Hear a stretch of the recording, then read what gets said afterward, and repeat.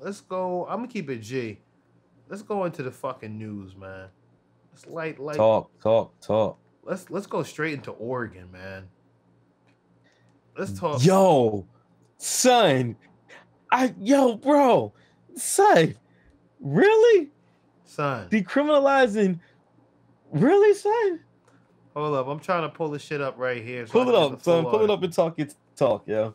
Oh, so man. Oregon became the first state to decriminalize hard drugs like heroin, cocaine, and meth in a 59-41 vote as the early Wednesday morning, according to Associated Press. The Drug Addiction Treatment and Recovery Act will transition Oregon's drug policy from a punitive criminal approach to a humane, cost-effective health approach.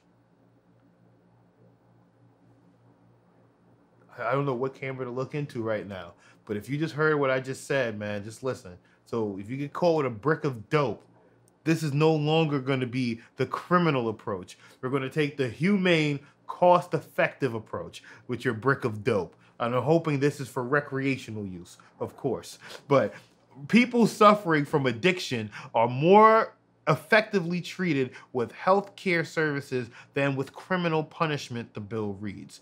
A health care approach includes a health assessment to figure out the needs of people who are suffering from addiction, and it includes connecting them with services they may need.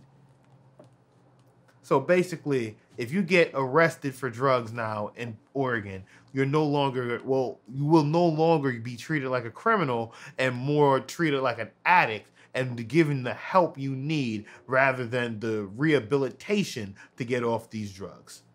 And I'm not going to hold you. Either one, I agree with, because in most cases, if you heard stories of some fiends going to jail, they kick that shit and, get dope sick and they get right back where they need to be. And in most cases, they find the people in there that could supply them and they end up right back into the loop that they was in that when they left the streets. So it's really all on perspective when you look at a situation like this. But then when you come down to say the whole thing for the legalization of this Recovery Treatment Act, the Oregon drug policy right now, I'm going to be honest, with a humane, cost-effective health approach, it's probably not going to be what they need to really take it to where they want it to be in the future. Because right now, if you're going to be telling people right off the bat, if you get any type of abuse of drugs, that instead of sending you to jail, we're going to give you you're just basically putting a Band-Aid on a bullet wound. Because basically they're going to keep doing the same thing, repeating the process, because I'm just assuming. I'm just assuming. Because most drug addicts that are locked in, they're already committed to their life and their faith.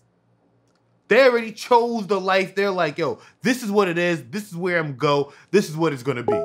You feel me? So ain't no reason for this shit to be anything otherwise than that.